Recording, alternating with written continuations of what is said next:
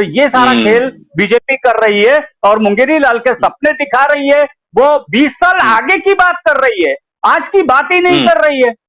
तो जब आज की बात नहीं करोगे, जनता को आज रोटी चाहिए, 20 साल बाद तो उसका बेटा जवान हो जाएगा, वो रोटी खिला देगा। जी नमस्कार, मैं हूं अनिल पटेल और स्वागत है आपका हमारे विशेष कार्यक्रम किसका होगा राज्याभिषेक में। खास करके 5 राज्यों में जिस तरह से जैसे जैसे, क्योंकि अब नवंबर आ गया है और चुनावी घमासान खूब तेजी से बढ़ रहा है। हालांकि भाजपा की जो कठिनाइयां हैं वो बढ़ती जा रही हैं, क्योंकि उमा भारती जो इनकी फायर ब्रांड नेता है, उन्हें कहीं ना कहीं जो 40 स्टार प्रचारकों का लिस्ट जारी किया गया उसमें से उन्हें बाहर कर दिया गया, उससे वो नाराज होकर हिमालय चली गई हैं।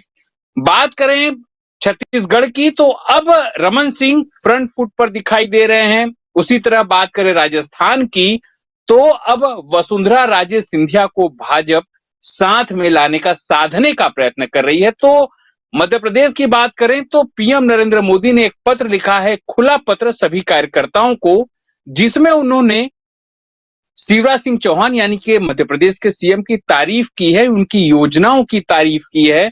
विश्लेषक ये मानते हैं या जो वहां के राजनीतिक पंडित हैं वो ये मानते हैं कि जैसे पहले निर्णय किया गया था कि एक ही चेहरे पर चुनाव लड़ा जाएगा, वो भी पीएम नरेंद्र मोदी के शायद ये एहसास हो गया है कि अगर अनुकूल वातावरण अभी तक जो नहीं बना है वो नहीं बना और परिणाम विपरीत आए तो इसका सीधा असर पीएम नरेंद्र मोदी के लोकप्रियता पर पड़ सकता है। शायद इसी को ध्यान में रखकर अब लगता है कि थोड़ी रणनीति बदली गई है। इसीलिए अब धीरे धीरे जो लोकल नेता हैं उनको बढ़ावा दिया गया है वनस्पत कि अब जो प्रियंका गांधी, राहुल गांधी, मल्लिकार्जुन खड़गे जो स्थानिक नेता जिस तेजी और रफ्तार से अपना प्रचार अभियान कर रहे हैं, उस तेजी और रफ्तार कहीं न कहीं पीएम नरेंद्र मोदी और केंद्रीय गृह मंत्री अमित शाह में नहीं दिखाई दे रहा। हालांकि उनकी अलग अलग रैलियां हो रही हैं, लेकिन जो असर या तो सोशल मीडिया पर या लोगों में नहीं दिख रहा है। सोशल मीडिया पर जरूर खाली कुर्सियां दोनों की तरफ से दिखाई दे रही हैं, लेकिन स्थिति जितनी अच्छी होनी चाहिए थी उतनी नहीं है। इसी मुद्दे पर हम चर्चा करेंगे। हमारे साथ 2 खास मेहमान जुड़े हैं जो समीक्षक हैं, जो समझते हैं।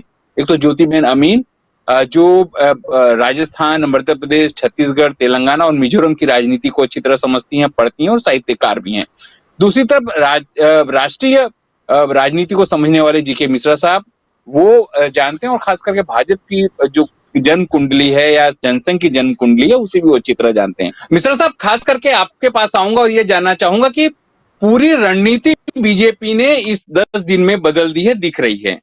सवाल यह है कि एक तरफ पीएम जब जाते हैं या जो भी सभा करते हैं उसमें दिखाते हैं कि 2047 तक हम कितने विकसित होंगे, हम अभी 5वां अर्थतंत्र हैं, तीसरे पर पहुंच जाएंगे, हम चांद पर पहुंच गए, हम इतने विश्व गुरु हम बनने वाले हैं। दूसरी तरफ अगर हम बात करें तो बेसिक चीज कांग्रेस कहती है कि भी हम महिलाओं को 2500 रुपया, 1500 से 2500 रुपया देंगे या 500 रुपए में सिलेंडर देंगे, या हम हेल्थ जो है जो 25 लाख का राजस्थान में चल रहा है वो करेंगे। स्कूल में हम बच्चों को कुछ न कुछ उनको ग्रांट देंगे या उनको कैश देंगे, घर की महिलाओं को देंगे, बस में फ्री सुविधा देंगे, बुजुर्गों को, औरतों को, बच्चों को, किसानों को, हर जो वर्ग है वो चाहे वो बेरोजगार हो, बेरोजगार भत्ता देने की बात हो, स्कूल की, हर वर्ग को कहीं ना कहीं वो टच कर रहे हैं। मतलब लोगों को लगता है कि ये हमारा मुद्दा है, जबकि सामने बीजेपी जो है वो सपने दिखा रही है बड़े बड़े कि आपको गर्व होना चाहिए, राष्ट्रवाद होना चाहिए। लगता है कि जो दाव कांग्रेस ने कर्नाटक में चला उसे लगता है कि ये दाव सफल है, क्योंकि लोगों को लगता है ये हमारा मुद्दा है। सामने उसके बीजेपी जो सपने दिखाती है, लगता है लोग अब हिंदू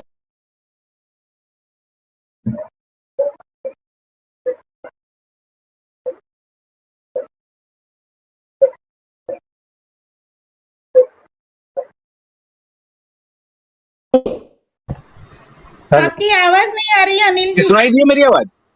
बिल्कुल आप सुनाई जी, सुनाई दी। अब सुनाई दी, आपके प्रश्न कोई सुनाई नहीं दिए। हाँ नहीं, मेरे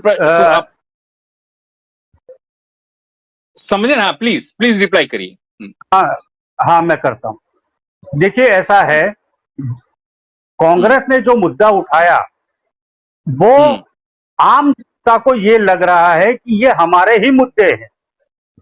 आप अगर देखेंगे तो अमिताभ बच्चन का दौर इसलिए मजबूत रहा क्योंकि अमिताभ बच्चन दीवार पिक्चर में कुछ बने, कुली पिक्चर में कुछ बने, गरीब बनते थे, स्ट्रगल करते थे, तो लोगों को ये लगता था कि ये हमारी ही स्टोरी है, हमारी ही कहानी है, हम भी ऐसा कर सकते हैं, या हमारे बारे में ही ये बात हो रही।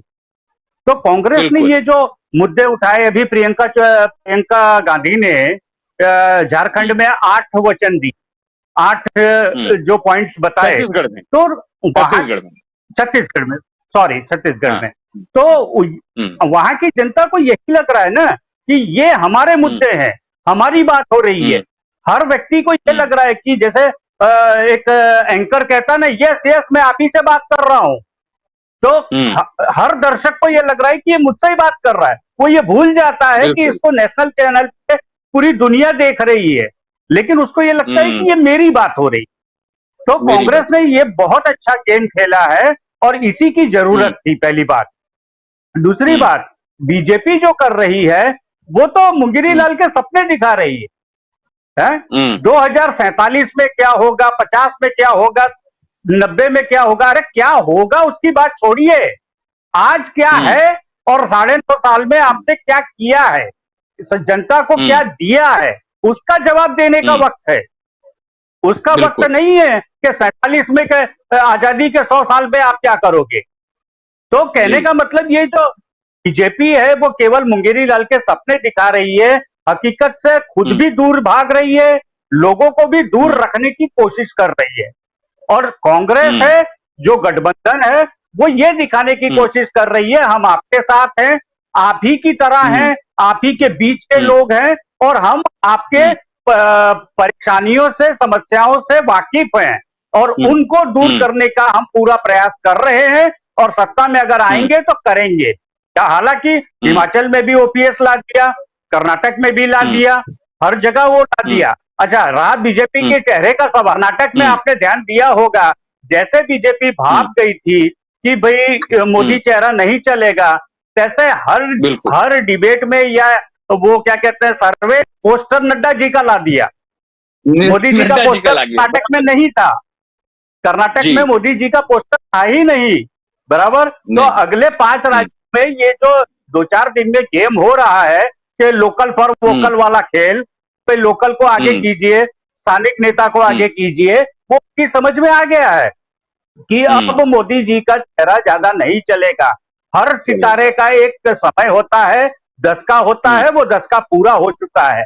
आज अमिताभ बच्चन दीवार बनाने जाए तो वो दीवार कभी बन नहीं सकती। तो इस हिसाब से इनके पास अब कोई रास्ता, ये मजबूरी में लोकल फॉर वोकल कर रहे हैं, ये स्थानिक नेताओं को जो आगे वोट करने की कोशिश कर रहे हैं, ये उनकी मजबूरी है, ये रणनीति या स्ट्रेटजी नहीं है, उनकी मजबूरी है। उनको पता है कि सर्वे में हम बहुत पीछे हैं और हार लगभग निश्चित है, 5 में से 4 राज्यों में से 3 राज्यों में जो भी है, बराबर। तो ठीकरा तो कहीं तो फोड़ना है। कल को राजस्थान हारेंगे तो ये कह देंगे कि वसुंधरा राजे की वजह से हारे, वरना मोदी जी तो जीत ही जाते। तो ये सारा खेल बीजेपी कर रही है और मुंगेरी लाल के सपने दिखा रही है। वो 20 साल आगे की बात कर रही है, आज की बात ही नहीं कर रही है। तो जब आज की बात नहीं करोगे, जनता को आज रोटी चाहिए, 20 साल बाद तो उसका बेटा जवान हो जाएगा, वो रोटी खिला देगा। बिल्कुल बिल्कुल बिल्कुल सही बात है। और मिश्रा साहब, ये पूछना चाहता हूँ, अभी बड़े बड़े होर्डिंग्स लग रहे हैं मध्य प्रदेश में कि अयोध्या में हो रहा है मंदिर तैयार, अब की बार भाजपा सरकार। लगता है घूम फिर कर बीजेपी वहीं आ गई, उसके पास काम गिनाने के लिए कुछ नहीं है। यही बार बार नारा कि पहले बोले थे मंदिर वहीं बनाएंगे, अब की बार मतलब अयोध्या में हो रहा है मंदिर तैयार, अब की बार भाजपा सरकार।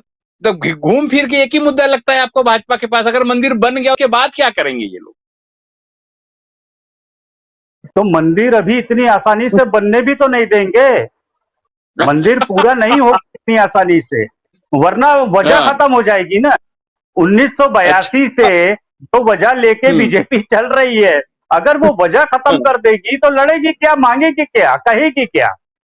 तो ये मंदिर बनने में तो अभी आप समझो कि इनको 1-2 और लोकसभा जीतना है उसी के बेस पे, तो ये कंप्लीट नहीं होगा। हाँ, फिर अभी खाली अभी तो खाली गर्भगृह का उद्घाटन होगा, उसे में ये तामझाम हो रहा है इतना बड़ा तामझाम होगा। 29 में भी इसी बेस पे काम होगा कि भाई अभी मंदिर का असली उद्घाटन होने वाला है। तो ये सारी चीजें हैं। ये पता नहीं, देखिए कितनी बार उद्घाटन होगा, लेकिन जनता बेवकूफ नहीं है भैया। राम नाम जपने के लिए, भजन करने के लिए भी भूखे पेट भजन नहीं होता है। आप रोटी कपड़ा मकान की बात नहीं करेंगे तो ज्यादा दिन राम नाम नहीं चलेगा। हम भी हिंदू हैं, मैं तो ब्राह्मण हूं और वो भी अयोध्या का ही हूं, लेकिन मुझे मंदिर से कोई तकलीफ नहीं है। लेकिन देश चलाने के लिए मंदिर नहीं चाहिए भाई, इंफ्रास्ट्रक्चर चाहिए, इकोनॉमी मजबूत चाहिए, रुपया मजबूत चाहिए। घर चलाना है, घर ज्ञान से नहीं था, पैसों से चलता है। और आम जनता के पास जब जेब में पैसा नहीं है तो गांधी जी का नाम लेने से उनका घर नहीं चलेगा, पर्स में गांधी चाहिए। आप समझिए। तो कहने का मतलब ये मुद्दा मंदिर का यहाँ खत्म नहीं होता है। 29 में भी यही मुद्दा रहेगा, क्योंकि ये मंदिर 29 तक पूरा नहीं होने वाला। अगर वजह ही खत्म हो तो फिर सवाल ही खत्म हो गया। और 1982 से जब से बीजेपी का गठन हुआ है, तब से वो यही मुद्दा लेके चल रही है। किस्मत अच्छी थी, मुद्दा चल गया, आ गए सत्ता में। तो आने के बाद क्या किया आपने? देश के लिए क्या किया, देश की जनता के लिए क्या किया, समाज के लिए? समाज को आप बांट रहे हो, आप पंडा प्रमुख बना रहे हो, आप जाति प्रमुख बना रहे हो, हैं? जनता को और समाज को, आप देश को बांट रहे हो और केवल मंदिर का सपना दिखा रहे हो। अरे हवाई चप्पल वाला हवाई सफर करेगा। अरे हवाई चप्पल वाले के पास अब हवाई चप्पल खरीदने के पैसे नहीं है, इतने घिस गए हैं। पेंशनर को पेंशन नहीं मिल रहा है, और स्थिति खराब हुई है, और जो काम कर रहे हैं उनको पेंशन नहीं मिलेगा, ये भी पता है। ओपीएस खत्म कर दिया आपने। आज लोग मरे जाते थे, आज 50-70 साल से सरकारी नौकरी के लिए इसलिए मरते थे कि भैया बुढ़ापा अच्छे से कटेगा, हमको पेंशन हर महीना मिलेगा, और बहू बेटे या बेटियों से हमारा हाथ नहीं फैलाना पड़ेगा। तो आपने ओपीएस खत्म कर दिया। तो ये सारा खेल ज्यादा दिन चलेगा नहीं। अगर आज के मुद्दे पे बात नहीं करेंगे, आज के समस्या पे बात नहीं करेंगे, तो इनके लिए बहुत मुश्किल होने वाला है, मुश्किल हो जाएगी। मिस्टर साहब 1 मिनट हमारे पास है, बताइए क्या है आपको, तो क्या अभी से हथियार डाल दिए हैं, या पीएम नरेंद्र मोदी और जो बीजेपी हाईकमांड है उसने हथियार डाल दिए, इसलिए आगे ले आइए लोकल लोगों को या स्थानिक नेताओं को कि भाई अब आप देख लो? बिल्कुल उन्होंने हथियार डाल दिया है। उनको समझ में आ गया है कि समय और रुपया बिगाड़ने में अब कोई मतलब नहीं है। जनता को जितना लुभाना था, बेवकूफ बनाना था, वो 9.5 साल में हम कर चुके हैं। और जहां जब जरूरत पड़ी पुलवामा भी भुना लिया, और भी चीजें भुना ली है, सब कुछ बना लिया, सर्जिकल स्ट्राइक भुना लिया। अब भुनाने जैसा कुछ है नहीं फिलहाल। और अगर इन 5 राज्यों में, जैसे उन्होंने कहा मैडम ने, कि भाई मोदी जी का चेहरा अगर राज्यों में फीका हो गया तो फिर लोकसभा के लिए और मुश्किल हो जाएगी। तो इस वजह से उन्होंने समझ लिया है कि भाई ठीक है, हार हो गई है, अब ठीका तो फोड़ना ही पड़ेगा, तो लोकल के नाम पे फोड़ो।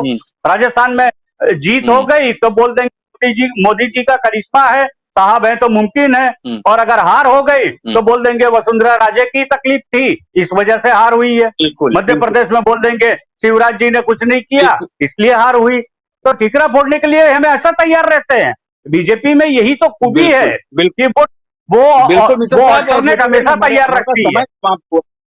नहीं, समय समाप्त हुआ है। आप दोनों आए, आप दोनों ने विस्तार से बात की, सभी मुद्दों पर बात की, राजस्थान से लेकर केंद्र की नीति के बारे में बात की। लेकिन सवाल यही है कि 5 राज्यों को लेकर जो भाजपा की रणनीति थी उसमें बदलाव आ रहा है। जब जब बैठक होती है तब कुछ न कुछ बदलाव होता है, और इस बार भी बैकफुट पर जो बीजेपी हाईकमांड है वो दिख रहा है। और सीधे तौर पर उन्हें लगता है कि अगर अनुकूल 5 राज्यों में परिणाम नहीं आए तो निश्चित तौर पर उसका जो नुकसान है वो कहीं ना कहीं 2024 के चुनाव में भुगतना पड़ेगा। अभी के लिए बस इतना ही। नमस्कार।